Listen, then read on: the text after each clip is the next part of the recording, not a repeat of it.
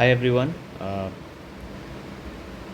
Welcome back to yet another video. और जैसे कि हमने पिछले वीडियो में परसेंटेजेस के ऊपर कई सारे सवाल किए थे, कुछ अच्छे सवाल भी थे, कंसेप्चुअल सवाल थे। इस वीडियो में भी हम कुछ वैसा ही करने वाले हैं। तो without wasting much time let's move straight to the questions. पहला सवाल है, इस वीडियो में जो सवाल हम करेंगे ना वो जनरली प्रीवियस ईयर क्वेश्चंस हैं, अलग अलग एग्जामिनेशंस में आए हुए क्वेश्चंस हैं। तो इससे पता लगेगा कि क्या स्टैंडर्ड है, कैसे क्वेश्चंस आते हैं, कैसे आपको उस सवाल के साथ डील करना है एग्ज़ाम के वक्त। ठीक है, तो let's move into the questions. पहला क्वेश्चन है, इन अ स्कूल 60%, एक सेकेंड, हाँ, in a school 60% of the students passed an examination. ठीक है, और अगला स्टेटमेंट है इसका, if the number of failed candidates is 240, if the number of failed candidates is 240, then the number of candidates that have passed is, then the number of candidates that have passed is option A 600, option B 240, option C 360, option D 410। ठीक, पहले इस सवाल को कर लो video pause करके, उसके बाद मैं आंसर करूँगा, उसके बाद मैं बताऊँगा ये कौन से एग्ज़ाम में आया है। ठीक है, तो पॉज करके कर लो पहले। ठीक है, लेट्स कंटिन्यू।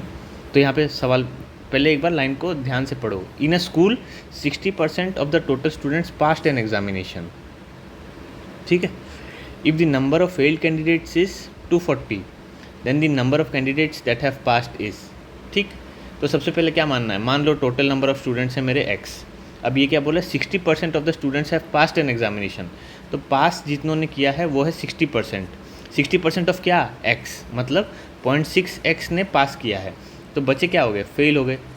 फेल मतलब 60% अगर पास किया तो कितने लोग फेल किए, 40%। 40% ऑफ x। ठीक, तो ये 0.4x। अब इसने क्या बोला है कि if the number of failed candidates is 240, failed candidates का नंबर 240 है, तो then the number of candidates that have passed is. ठीक है, तो सबसे पहले मेरे को क्या निकालना है, x क्या होगा 240 बाई 0.4, इसको करेंगे तो क्या आएगा 600। अब ये क्या हो गया 600, देखो पहले ऑप्शन में ही 600 दे रखा है, ध्यान से रखना। मेरे को पूछा क्या है, मेरे को ये नहीं पूछा कि x तो टोटल नंबर ऑफ स्टूडेंट्स है, मेरे को पूछा क्या है, total number of candidates that have passed, जितने लोगों ने पास किया है। पास कितनों ने किया है, 60% ऑफ x, मतलब 0.6x। तो इसका 0.6 क्या होगा, 0.6 ऑफ x ये होगा 360। तो कितने लोगों ने पास किया है, ऑप्शन सी। देख रहे हो कितने चालाकी से ऑप्शन को फ्रेम किया कि आपने यहाँ तक निकाला, उसके बाद सीधा यहाँ पे ऑप्शन दे दिया ए, कि आपको मतलब लगे कि हाँ मैंने सॉल्व कर लिया है। पर एक्चुअली ऐसा हुआ नहीं ना, उसने पूछा कुछ और है। तो जिसके पास मतलब जिसने ये पॉइंट मिस कर दिया या क्वेश्चन सोचा कि अच्छा हो गया मैं सॉल्व करके लगा देता हूँ, उसका सवाल गलत हो जाएगा। उसको एक्चुअली में लास्ट में पढ़ना पड़ेगा कि the number of candidates that have passed is 0.6x आपका 360, तब ऑप्शन सी में आएगा। ठीक है, और ये एग्ज़ाम पूछा गया है RRB NTPC। ठीक है, CBT 2 जो भी है 2022 में पूछा गया है। ठीक है, 2022 में। ठीक है, तो अगले सवाल पे आते हैं। ऐसा कोई हाई फाई क्वेश्चन नहीं था, उसने एक ही बात को घुमा के पूछी है, मतलब समझ गए कि वो ऐसे कह रहा है कि मतलब डायरेक्टली नहीं पूछ रहा, घुमा के पूछ रहा है कि अच्छा इतने लोग फेल हुए हैं, इतने नंबर ऑफ़ स्टूडेंट्स हैं, तो कितने लोग पास हुए हैं। ठीक है, लेकिन ऑप्शन में उसने पहला वाला दे रखा है कि टोटल मतलब कितने लोग हैं टोटल, ताकि आप मतलब बीच में ही कोई आपका अगर आपका मिल जाए तो आप उसको लगा दो, सिली मिस्टेक कराने के लिए। तो ये चीज़ ध्यान रखना है। ठीक, आगे बढ़ते हैं। अगला सवाल है, Rohit spends 30% of his salary on grocery. ठीक है, out of the remaining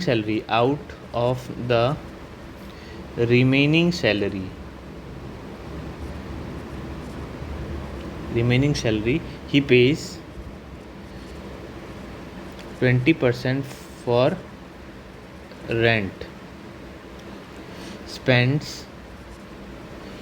50% on loan payments and saves 1400. What will be the salary of Rohit? What will be the salary of Rohit? एक बहुत ही मतलब प्रैक्टिकल सा सवाल है कि कोई एक आदमी है जो अपने खर्चे अलग अलग जगह पे मतलब स्पेंड करता है, अपने खर्चे अलग अलग जगह पे मैनेज करता है। ग्रोसरी हो गया, ईएमआई हो गया, जो भी है, लोन और रेंट वगैरह पे। उसके बाद उसके पास एक अमाउंट बचता है, ठीक है। उससे पूछा गया है कि कितनी सैलरी उसकी है, ठीक है। तो इसको सबसे पहले सॉल्व करो वीडियो पॉज करके, उसके बाद आंसर मिलाते हैं, ठीक। तो लेट्स कंटिन्यू। यहाँ पे क्या बोल रहा है, देखो, Rohit spends 60% of his salary. सबसे पहले मेरे को क्या मानना है, सपोज उसकी सैलरी है एक्स। अब वो क्या बोल रहा है, 30% मतलब 0.3x ग्रोसरी पे करता है, ठीक है। Out of the remaining salary 30% उसने ग्रोसरी में उड़ा दिए, तो बचा क्या, 0.7x मतलब 70%। अब इसमें से कह रहा है ही पेज 20% फॉर द रेंट। इसमें से 20% मतलब 0.7 का 20% रेंट पे गया इसका, ठीक। इसको ऐसे कर दो यार, ये रेंट में गया, ठीक है। स्पेंड्स 50% ऑन लोन पेमेंट्स, इसी का 50% उसने लोन में उड़ा दिया, ठीक। ये लोन में गया। एंड अच्छा ये मैंने यहाँ पे स्टेटमेंट पूरा नहीं लिखा था। एंड सेव्स 14,700 रुपये, ठीक है। सॉरी यार, ये मेरे एंड से गलती हो गई। तो उसने बचाया 14,700 रुपये। तो what will be the salary of Rohit? अब इस देखो, ये तो उसका ग्रोसरी में उड़ गया, ये बचे में से इतना उसने रेंट और लोन में उड़ा दिया। तो इसमें कितना बचा, 20% इसने यहाँ उड़ा दिया, 50% यहाँ उड़ा दिया, तो कितना बचा इसका, यहाँ पे 30% बचा है 0.7x का। ये उसकी सेविंग होगी, ठीक है ना। ये भी तो एक फुल जो अमाउंट है उसका 20% उसने यहाँ उड़ाया, 50% यहाँ उड़ाया, तो कितना बचा, 30% बचा ना। 20, 50, 70 हुआ, तो मेरा बचा कितना, 30%। तो 30% ऑफ 0.7x इज सेविंग, और सेविंग की वैल्यू उसने क्या बताई है, 14,700 रुपये। तो x निकालना है मुझे, x हो जाएगा 14,700 रुपये डिवाइड बाई 0.3 और यहाँ 0.7, ठीक। तो ये मैं निकालूंगा तो ये आएगा, लेट मी कैलकुलेट, ये और ये हटा देता हूँ तो यहाँ नहीं बढ़ जाएगा, 1470,000 बाई 21 करना है मुझे। ओके, लेट मी चेक, 1470 21 करूँगा तो ये निकल के आएगा मेरा, 7 से करूँगा तो 147, 70 इधर 70,000। तो मेरा आंसर निकल के आएगा 70,000, ठीक है। ऑप्शन मेरे को दे रखे होंगे 50, 60, 70,000, मतलब चलो वो ऑप्शन भी लिख देता हूँ मैं। ऑप्शन है मेरे A 50,000, option B 60,000, option C 70,000, option D 80,000, ठीक। तो मेरा आंसर आया 70,000 रुपीज़, ठीक है। तो इसमें ध्यान से पढ़ना है यार। ये एक एंड से मेरी यहाँ पे मैंने ये सेविंग वाली चीज़ पहले नहीं लिखी थी, कोई नहीं, गलती हो गई मेरे से। तो ये सवाल आपसे पूछा गया है आरआरबी एनटीपीसी 2021 में, ठीक है। तो थोड़ा सा कैलकुलेटिव था, पर सबसे इम्पॉर्टेंट चीज़ है कि आपको सवाल समझ में आना चाहिए, that is the most important thing. अगर सवाल समझ में नहीं आया तो आपसे दिक्कत हो जाएगी, फिर एग्ज़ाम में आप गलत कर दोगे, गलत के तो पेनल्टी भी होती है ना, नेगेटिव मार्किंग भी होती है, तो आपका लॉस हो जाएगा एक तरह से। चलो आगे बढ़ते हैं। एक सवाल है, if the price of a leather bag is increased by 15% and then decreased by 15%, ठीक है। what will be the net percentage decrease in the price? What will be the net percentage decrease in the price, ठीक है। Option दे रखा है 2.3%, option B दे रखा है 3.3%, option C दे रखा है 3.25%, ऑप्शन डी दे रखा है 2.25%। ठीक, क्वेश्चन को वीडियो को पॉज करो, क्वेश्चन को सॉल्व करो, उसके बाद कंटिन्यू करते हैं। ठीक है, तो देखो क्या बोला है, if the price of a leather bag, एक बैग है उसका प्राइस पहले 15% से इंक्रीज़ किया, उसके बाद जो भी प्राइस आया, सपोज़ जो भी प्राइस आया एक्स था, ये एक्स 1.15x हो गया, अब इसको 1.15x को देन डिक्रीज बाई 15%, मतलब इस वैल्यू को और 15% से घटा दिया। 15% से घटाना क्या मतलब हुआ, 85% रह गया, है ना। तो ये मेरा हो गया 0.85 ऑफ 1.15x। ये पूछा है मेरे को, सिंपल सा, मतलब मेरे को इन दोनों का प्रोडक्ट करके जो भी निकल के आएगा, पहले इसको प्रोडक्ट कर लेते हैं, उसके बाद मैं बताता हूँ। ठीक, इसको मैं करते हैं 555 2 5.7 5 और 8504421920 5779। ठीक, तो ये निकल के आएगा ये निकल के आएगा 1 2 3 4 0.9775x।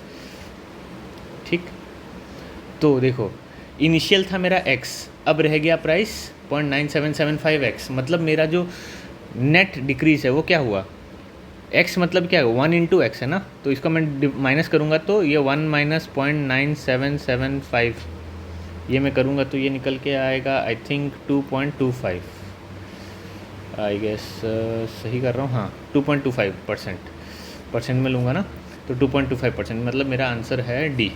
ठीक, ध्यान से समझो, कोई चीज़ थी जिसका प्राइस था सपोज 100 रुपये, उसको मैंने 15% से बढ़ाया तो इसकी प्राइस होगी 115%।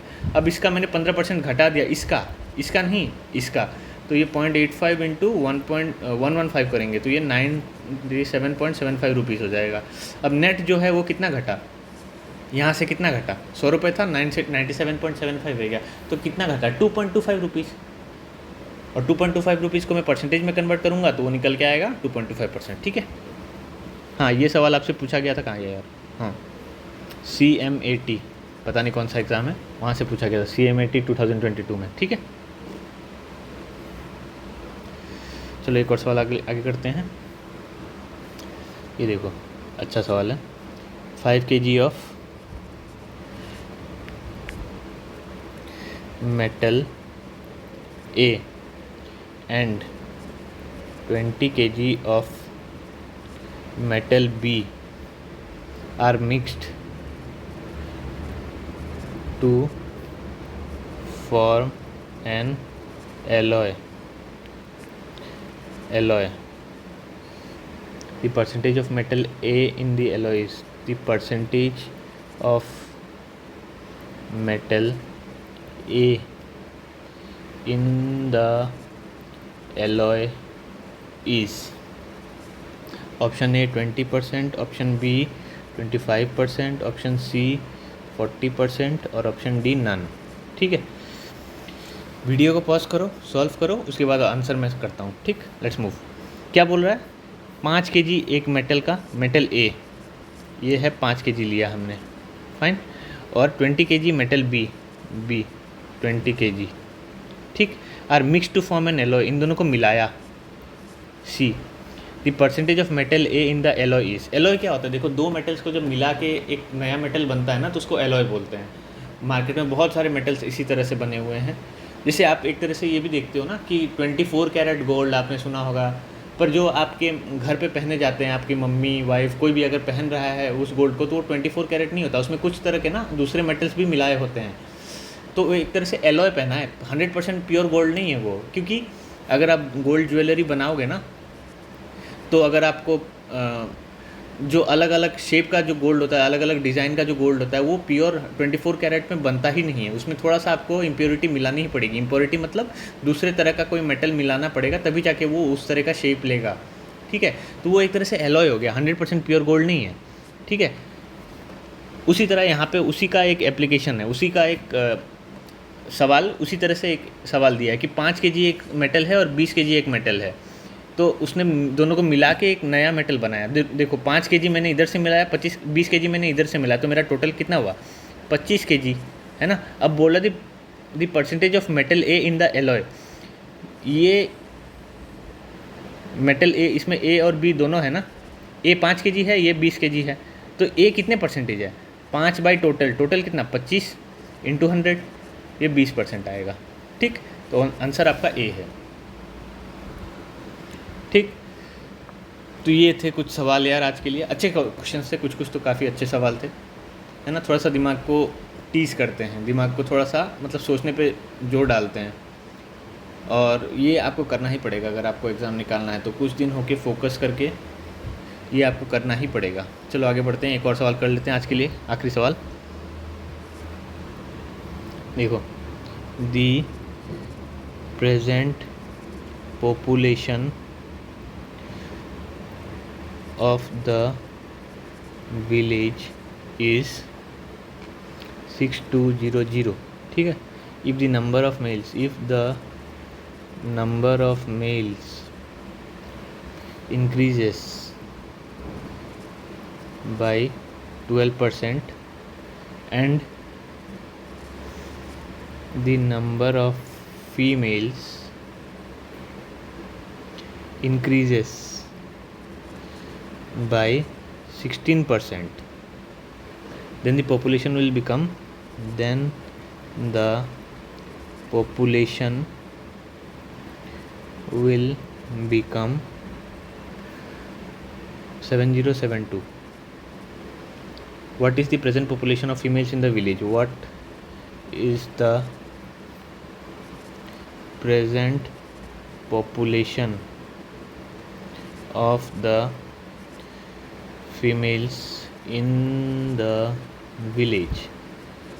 ठीक है, ऑप्शन ए है आपका 3200, ऑप्शन 3200, ऑप्शन बी है आपका 3300, ऑप्शन सी है आपका 3400, ऑप्शन डी है 3500। ठीक है, क्वेश्चन को, वीडियो को पॉज करो, क्वेश्चन को सॉल्व करो, फिर मैं आगे बढ़ता हूँ। ठीक, तो देखो यहाँ क्या बोल रहा है, the present population of the village is 6200। मतलब एक विलेज है जिसमें दो लोग होंगे, मेल्स और फीमेल्स, लड़के और लड़कियाँ, इन दोनों को मिला के पॉपुलेशन है 6200, है ना।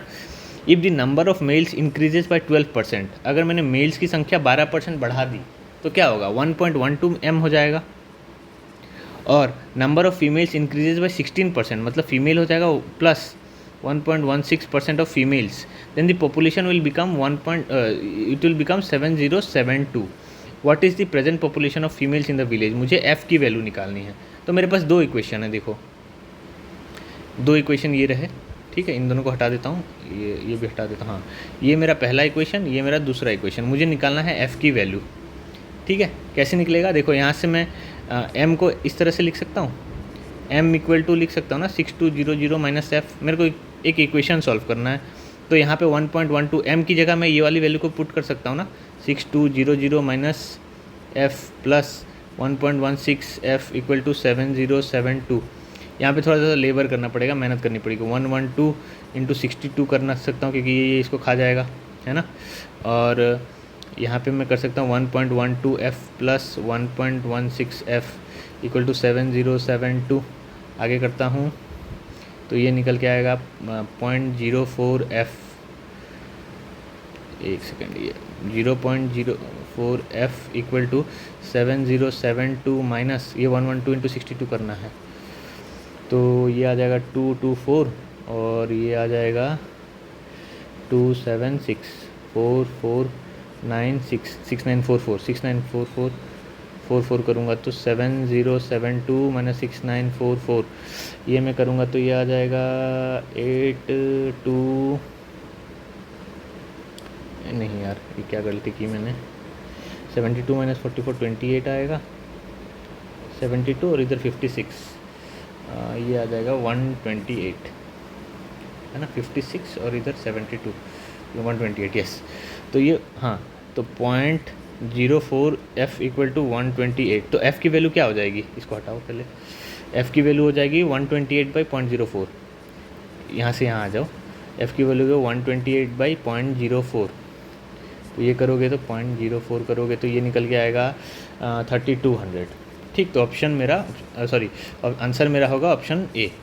ठीक, तो ये आंसर है आपका। ठीक है, तो ये था सवाल। देखो ये वाला एग्ज़ाम ये वाला आपसे पूछा गया है NCHMJEE, ठीक है, फालतू का पता नहीं क्या ये। लेकिन आपके कम्पिटिटिव एग्ज़ाम अगर आप एसएससी वगैरह के लिए तैयारी कर रहे हो तो इतना लंबा मेरे को नहीं लगता आएगा। हालांकि अगर ये सॉल्व कर लो इसका मतलब आपको आता है, थोड़ा सा मेहनत था, है ना, थोड़ा लंबा था पर आपने कर लिया। ठीक है, तो इस तरह से सवाल आएंगे यार।